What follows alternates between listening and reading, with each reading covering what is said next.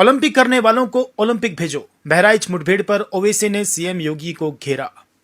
Bahraich encounter को लेकर AIMIM chief Asaduddin Owaisi ने बड़ा बयान दिया है। उन्होंने कहा कि संविधान की धज्जियां उड़ाई जा रही हैं। ठोक दो नीति संविधान के खिलाफ है और ऐसे तो कोई भी किसी को गोली मार देगा। उन्होंने एनकाउंटर करने वालों को ओलंपिक में भेजने की बात कही है। साथ ही ओवैसी ने यह भी कहा कि सीएम योगी आदित्यनाथ यूपी को संविधान के हिसाब से चलाएं। ओवैसी ने आगे कहा कि बहराइच हिंसा के आरोपियों का पुलिस से एनकाउंटर का सच जानना मुश्किल नहीं है। योगी जी की ठोक देंगे नीति के बारे में सब जानते हैं। अगर पुलिस के पास इतना सबूत होता तो आरोपियों को कानूनी सजा दिलाने की कोशिश होती।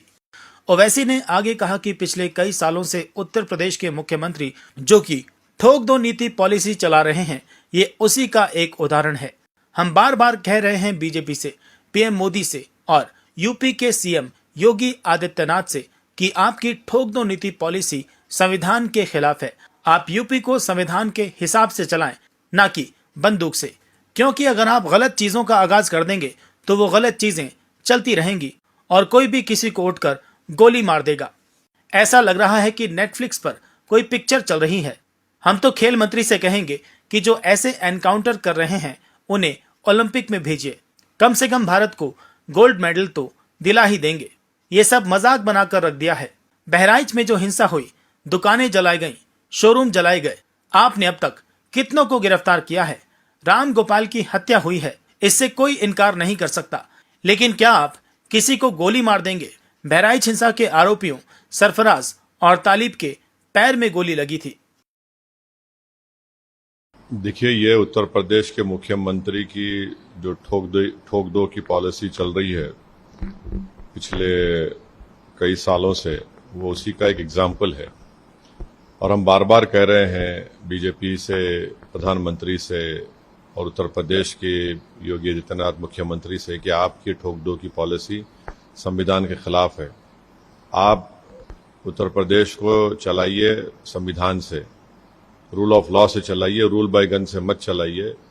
क्योंकि एक बार अगर कोई गलत चीज का आप आगाज कर देंगे तो वो गलती चलते रहेगी और कोई भी किसी को उठाकर गोली मार देगा। अब आप हमको ये बताइए कि अगर उन दो लड़कों की बहन वो वीडियो जारी नहीं करती कि मेरे दोनों भाई को और एक परिवार के शख्स को सुबह 4 बजे पुलिस आकर उठाकर लेकर गई, तो क्या होता था अभी तक?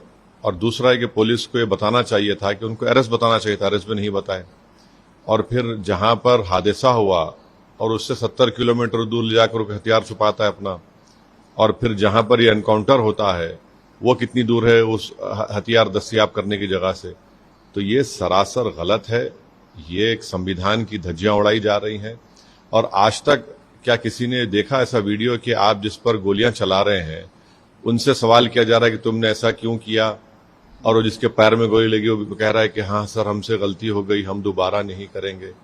तो ऐसा दिख रहा था कि कोई नेटफ्लिक्स पर कोई पिक्चर चल रहा है। यानी जो भी स्क्रिप्ट राइटर है उसको तो अपनी नौकरी छोड़कर, तो सरकार को छोड़कर उसको जाना चाहिए नेटफ्लिक्स में, उसको बहुत पैसे मिल जाएंगे।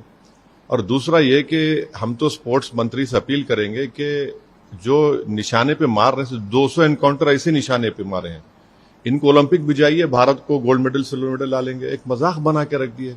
अच्छा, बहराइच में जो बाद में जो हिंसा हुई, दुकानें जलाई गई, अस्पताल जलाया गया, शोरूम जलाया गया, आपने कितनों गिरफ्तार किया?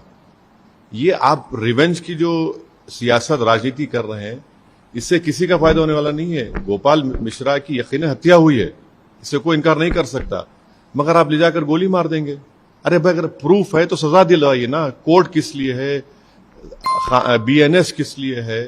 ये सब किस लिए बनाया गया है? अगर आप ही खुद जज बन जाएंगे, आप ही खुद फैसला सुनाएंगे, एग्जीक्यूशनर बनेंगे, तो फिर कोर्ट की, संविधान की, कानून की जरूरत ही नहीं है। ये तो बहुत गलत हो रहा है। और ये एक तरफा और हेट्रेड